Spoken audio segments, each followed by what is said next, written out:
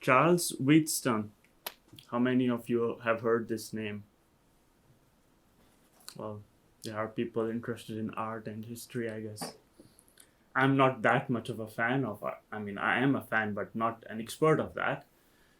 1838, that was a scientist, artist, philosopher.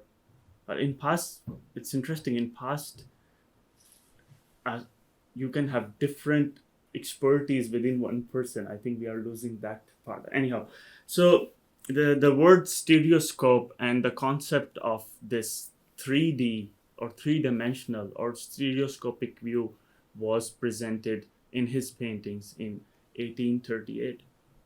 So virtual reality itself, the word, the term, the concept has been around not since some years, but since some decades. And it's very interesting to note that the VR, which has gained so much popularity in last few years in the gaming industry and in the entertainment, 1991, Saga developed or started to develop Saga VR, and it still looked like something what we have today, but it never come to the market because it was too expensive. And in 1994, Nintendo developed a VR version with a headset, which was in the market, which could be purchased about $300.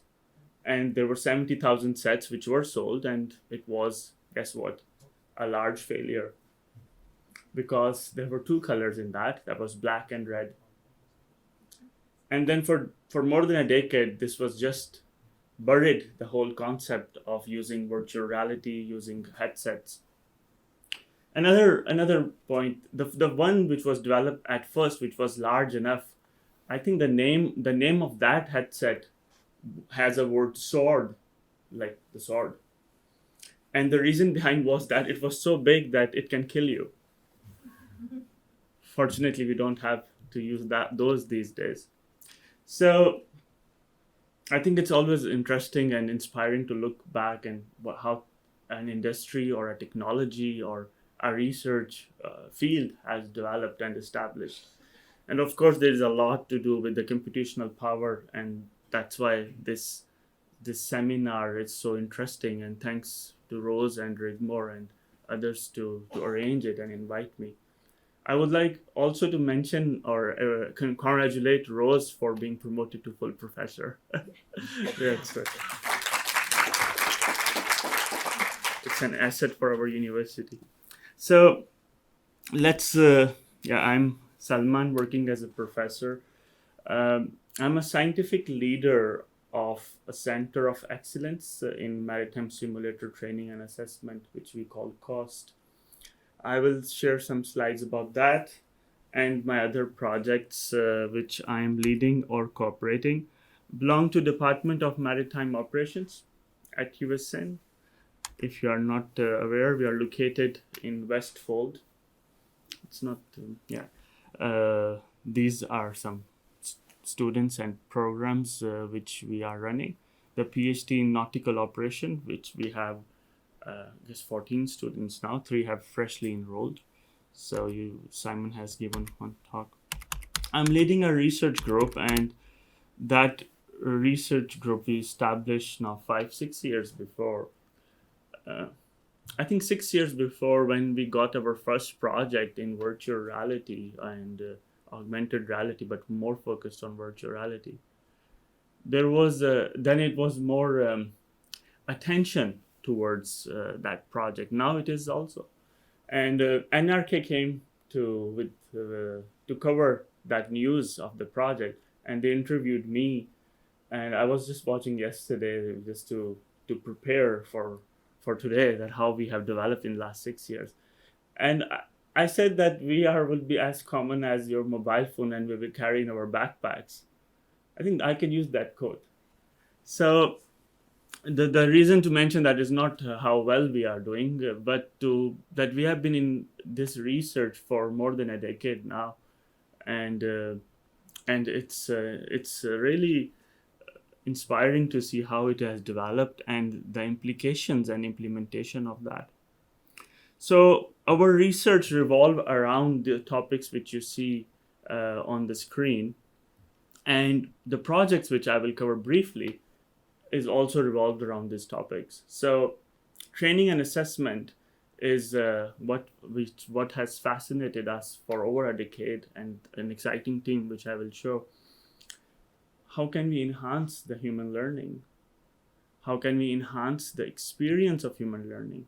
How can we ensure that what is learned is retained and is used at the time, not for normal operations only, but in a situation which is not normal, which is abnormal, it's a crisis? How can technology, systems, solutions, simulators can help us or operator make the decision which can ensure operations which are continuous, which are safe, which are efficient? How can we adopt and adapt towards ever-growing technology? We are not growing more heads over our shoulders. We are not getting more hands or legs. We are the same human beings with the same evolution, with the same DNA, and we are, or forced to, or we have to, that's another discussion, with this, interact with this technology. So one of the questions we ask, and we will keep asking, is how can we objectify the assessment of the training outcomes, of the learning outcomes? My subjective evaluation of everything is subjective, and how can I reduce that subjectivity in evaluation, and how these VR tools or augmented reality or mixed reality or extended reality can help me, can help us, help the community to reach more standard way of assessing skills, competence, education, whatever scenario we are dealing with. So these are the topics which we have been working on, and it's an amazing team, great human beings, excellent researchers. And the last talk, the reference was of one of this author in the center here, who has done this survey review. These three PhDs are focused on the topics within virtual reality, and the knowledge and the intellect which we are investing in these topics can be estimated by that. These are the titles of their PhD, and this is the project InnoTraining, funded by Research Council of Norway. Salman, who has done masters with us, and one of the great experience I have to supervise him during the masters and in courses, and now he's doing a PhD. Very interesting background to bring it to this research, actually. Hassan is freshly baked, not fully baked, but starting to bake the PhD. He started like a couple of weeks ago, and writing his PhD proposal on the topic of, again, MET, Maritime Education and Training, and integrating XR, as he said today. It will change, I can ensure you, or modify for sure. A slide which I like to share, I can add one more year here, is the increase in the number of publications and the funding. I was reading actually last evening, by 2030, this industry will be $28 billion. That's one estimation through one data set. Perhaps there are different which are higher in number. So I started my PhD in 2011, and I can see that the number and the topics was VR, not XR, and there has been an exponential growth in these. So when I was asked to present the projects in XR, I understood that I can share a glimpse of all the projects we are doing, focusing on the ones which are related to XR, VR, AR, and not going into the experiments or the results which we have acquired. And feel free to browse our website or write me an email, or any team member, to get more details on that.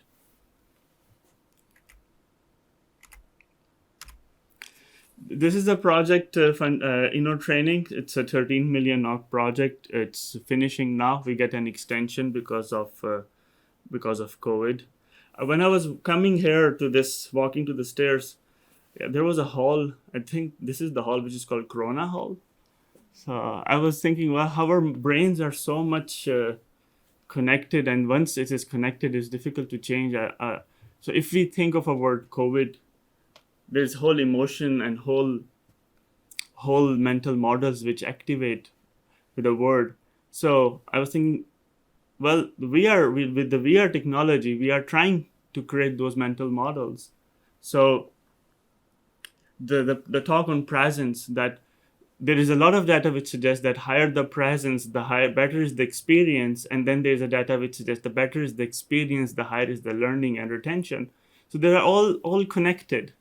So it's we have been able to learn and know a lot about human body in the last 50-60 years, but we are still at very beginning of understanding of the human brain and how it works, and how it retain information and how it use it. What is the skill, what is the competence, and then what is this instinct which experts have and not the user doesn't have that. So can we make experts without being they are expert by using a virtual reality? This is not the question we are asking or answering here. I'm just thinking out loud, as there are many researchers working on this field. So in this project, what we started with, and we still believe that we are, in this case, maritime simulators, we are not going to replace it with the existing simulators. So it will and it should complement. And can we reach a stage where we have a set of skills which can easily be associated to VR headset, and a set of skills which is associated to the traditional simulators? That's the question we have tried to ask, and Satya, who's doing a great work, is the end of his PhD, has been trying to answer. Yeah, I have some slides, but I will cover this, mention it here now. So one of the study from which these images are, one of the questions we asked was, are the participants have higher motivation in learning, or in that whole experience, when they were exposed to or they were given time in this VR headset, which one of my student is wearing. Actually, she led that work in her master thesis. And we did find a clear data that yes, their engagement was higher, their motivation was higher, but their confidence to deal with that technology was lower. Of course, you're welcome to read the articles and the thesis, but that's the gist which I wanted to mention in this, that yes, their motivation was higher and their confidence to deal with the technology 3 years before was lower. I assume it might be higher now as we have grown and have gone through the pandemic, also gone through. We have several industrial collaboration, and which has been fueling our research and our motivation to provide solution, and help us to see the real-time effect, or not exactly real time, but still with little less lag, not after when we after 10 years, but it's more immediate. Fortunately, it's an excellent culture in Norway, that you are able to interact with industry and help them to identify the problem and provide solutions. This is one of the master theses today. It's under the project of training, which I mentioned. And the research question he is asking is, how can interaction techniques in the VR simulator affect human performance? Because we have our brain, again, is a fascinating world. We have this primary cognitions and secondary cognition, primary workload and secondary workload. So how much of my resources are used to interact with the VR simulator will affect how much I have the remaining resources to do the learning. So, and then what is the correlation between the interaction of a VR or the headset versus my performance, which is a function of learning in this case? So this is a very interesting research question which we have figured out, and we are collecting the data and see how what we will identify. And then, of course, how can we improve or continuously improve that interaction? And the PhD student, he's been interested in eye tracking since the start of the PhD, and now we have the resources and the tools to explore it further. This is the article which was cited. So, in maritime simulation, debriefing has gained a lot of attention.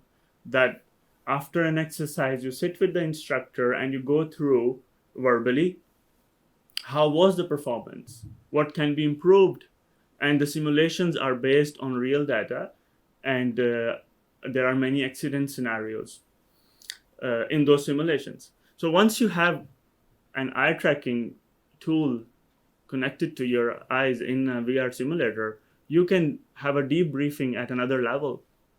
You can go through where and for how long you've been looking and where you should have been looking in those performances. And that's what we have been able to develop with Kongsberg and are in the testing phase of that. And then my opinion of the performance, which can be biased or which is biased with my own experience and judgment,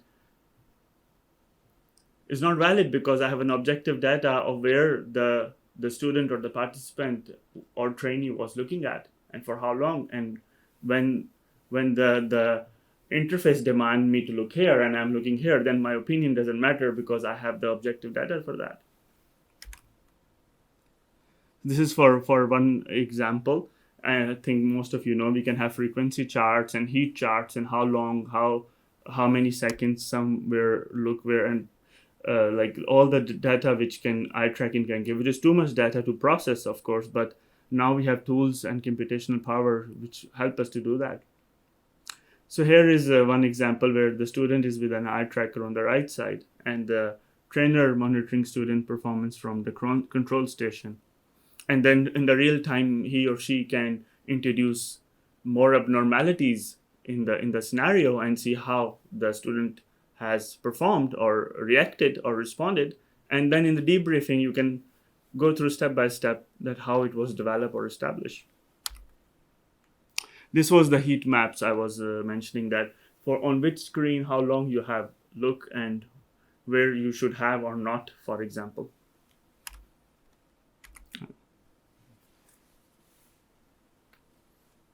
So the red dot is the eyes.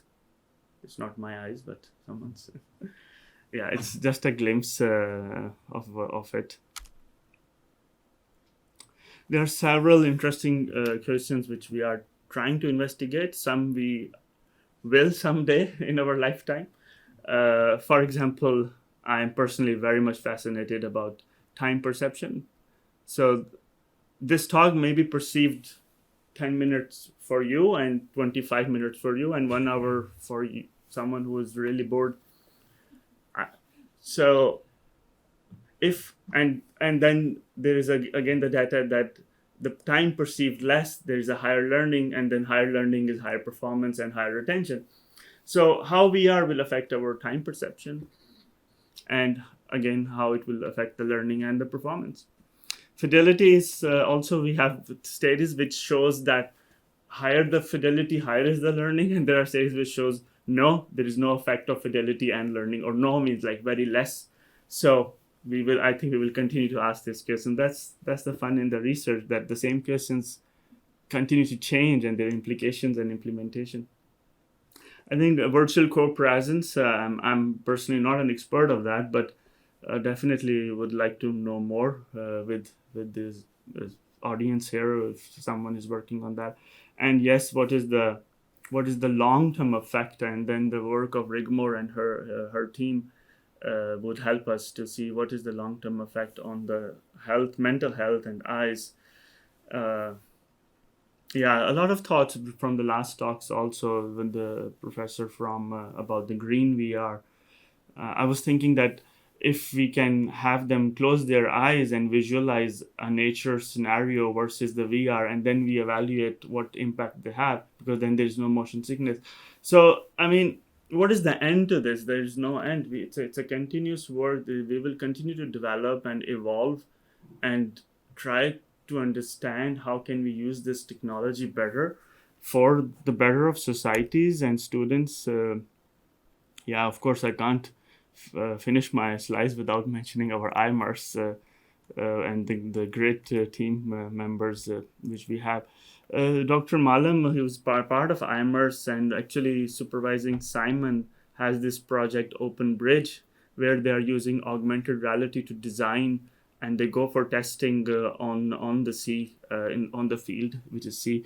You can contact me. I can connect to Steve also. The Center of Excellence is the Center of Excellence in Education. Is the only center at USN. We are very proud, and I'm very humbled to lead that. And one of the area and one of the reason we have got this was because we promised we are and we will continue to investigate VR, AR, mostly VR, but I think that's something which we need to reevaluate.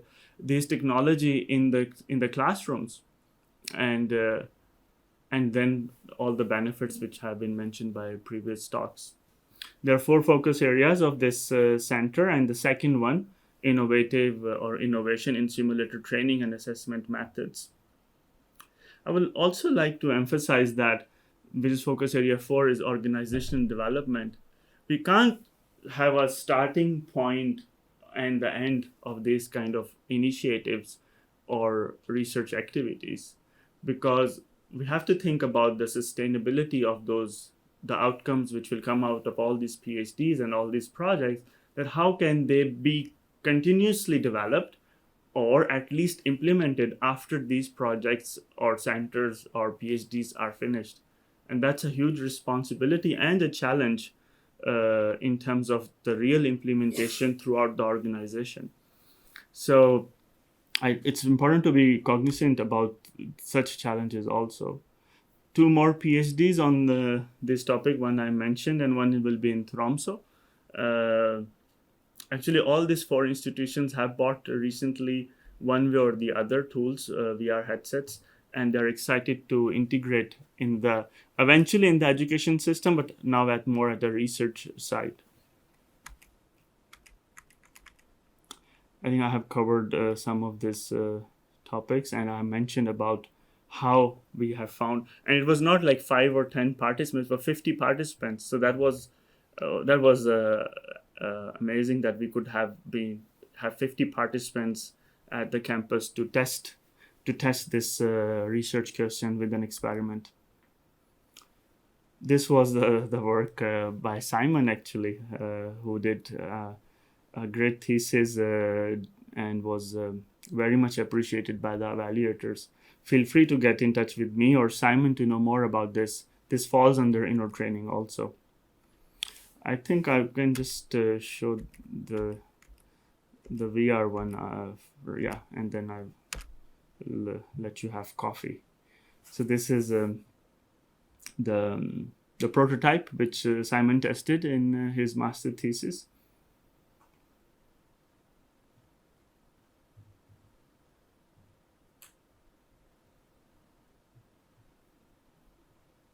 Looks funny. If you're not in VR, it can look funny a bit what you're doing down there.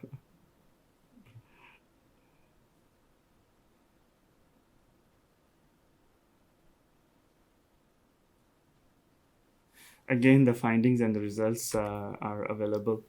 So thank you very much for your attention. I'm open to questions now, and feel free to get in touch with me later also. Thank you.